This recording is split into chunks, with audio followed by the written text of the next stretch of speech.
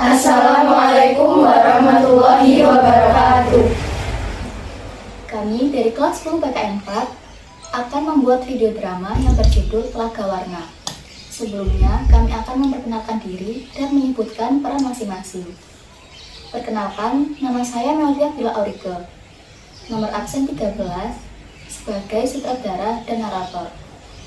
Saya Absen Rahmawati, nomor absen 7 sebagai Ratu Purbamana yang bersifat baik hati, rendah hati, sabar, dan penyayang. Saya Sasmiati Fadila Siva, absen 25 sebagai penasehat yang bersifat baik dan bijaksana dan berperan sebagai rakyat. Saya Mawin Dianisa, nomor absen 11 sebagai Umalalisi yang bersifat durhaka dan jahat. Saya Aulia Tayulianti, nomor absen 5 sebagai Ratu Sukma yang bersifat baik, rendah hati, dan sabar. Saya Naswa Fitri Aura, nomor absen 19 sebagai tukang perhiasan yang bersifat jujur dan baik hati dan berperan sebagai rakyat. Saya Rika Naswa Mustiawan, nomor absen 21 sebagai pelayan yang bersifat suka menolong, baik, dan patuh, dan juga sebagai rakyat.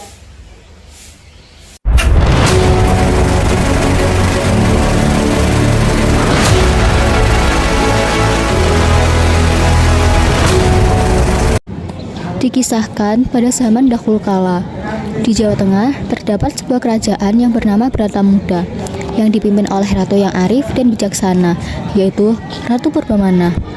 Rakyatnya hidup tenang, makmur, tentram, damai, dan sejahtera. Pada saat seorang pelayan sedang memasak di dapur, tiba-tiba mendengar suara tangisan bayi di belakang istana. Pelayan tersebut menghampirinya. Setelah itu, pelayan memberitahukan bahwa menemukan bayi. Pelayan menghampiri ratu untuk memberitahukan. Maaf Ratu, saya ingin memberitahukan bahwa saya menemukan bayi di belakang istana. Rupanya bayi itu telah dibuang oleh orang tuanya. Benarkah? Coba bawa ke sini. Baik Ratu. Pelayan mengambil bayi tersebut di belakang istana. Ini bayinya Ratu. Rupanya bayi ini merasa kedinginan. Apa yang harus kita lakukan Ratu? Ya sudah, kita rawat saja bayi ini. Baik Ratu. Akhirnya, ratu mengadopsi anak tersebut dan merawatnya seperti putrinya sendiri.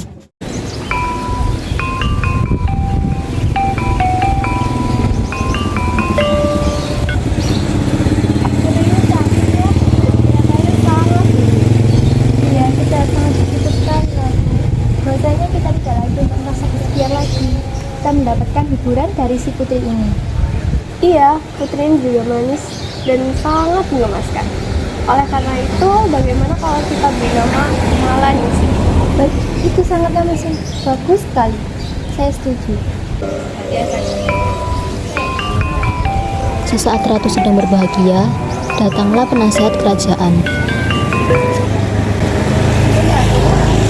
Dari rakyat, kita beraneka hadiah untuk putri ratu. Mereka sangat gembira dan mengucapkan selamat atas kehadiran putri ratu.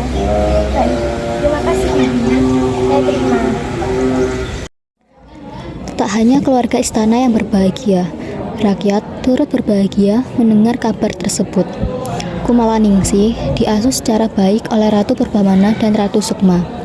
Kumala pun tumbuh menjadi gadis yang manja dengan sifat-sifat yang kurang baik. Dia tak segan berkata kasar untuk mendapatkan apa yang diinginkannya. Walaupun begitu, baik Ratu Sukma, Ratu Purbamana, dan rakyat sangat mencintainya. A few moments later. Hari berlalu, putri pun tumbuh menjadi gadis remaja yang tercantik di seluruh negeri. Dalam beberapa hari, putri akan berusia 17 tahun. Maka, para penduduk di negeri itu pergi ke istana. Mereka membawa aneka hadiah yang sangat indah. Ratu mengumpul hadiah-hadiah yang sangat banyak itu, lalu menyimpannya dalam ruangan istana. Sewaktu-waktu, ia bisa menggunakannya untuk kepentingan rakyat. Ratu hanya mengambil sedikit emas dan permata. Ia membawanya ke ahli perhiasan.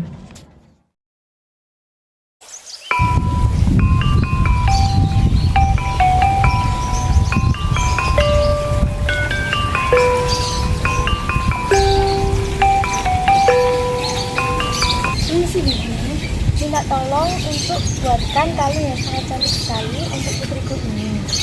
Ini sedikit berhias untuk menghiasi kalungnya. Dengan senang hati Ratu akan segera saya kerjakan. Baik, ini ada sedikit upah untuk Bibi untuk membuat kalung tersebut. Terima kasih Ratu. Terima kasih kembali. Ahli perhiasan itu lalu bekerja dengan sebaik mungkin, dengan sepenuh hati. Ia ingin menciptakan kalung yang paling indah di dunia, karena ia sangat menyayangi putrinya. Hari ulang tahun pun tiba. Penduduk negeri berkumpul di alun-alun istana. Ketika Ratu Sukma dan Ratu Purbamana datang, orang menyambutnya dengan gembira.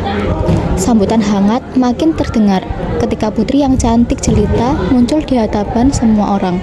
Semua orang mengagumi kecantikannya.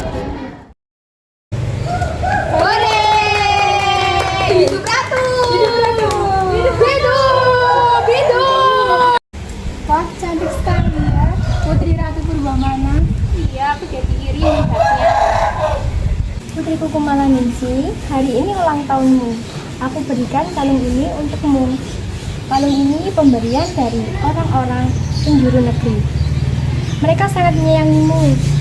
Kalung ini diberikan karena mereka sangat bahagia atas kamu telah menjadi tumbuh menjadi dewasa. Pakailah kalung ini, nak. Putri Ratu melihat kalung itu sekilas. Kemudian, Pakailah, nak. Hah? Kalung apa ini? Kalung ini jelek. Aku tak mau makainya. Hah? Kalung indah terbuat dari emas permata itu dilempar begitu saja oleh putri. Sungguh ku tak menyangka Putri Ratu berbuat seperti itu. kalung yang indah pun rusak. Emas dan permatanya tersebar di lantai. Seluruh rakyat yang hadir terkejut. Tak seorang pun bicara. Suasana hening. Tiba-tiba, Ratu Purbamana menangis melihat perilaku putrinya.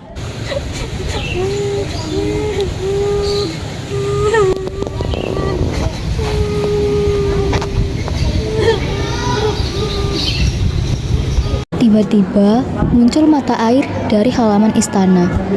Airnya keluar sangat deras, yang makin lama makin banyak.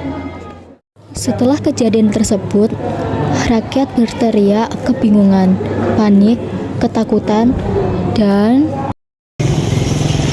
Hah? Ada air! Air! Hah? Tiba-tiba air ini membentuk kolam kecil.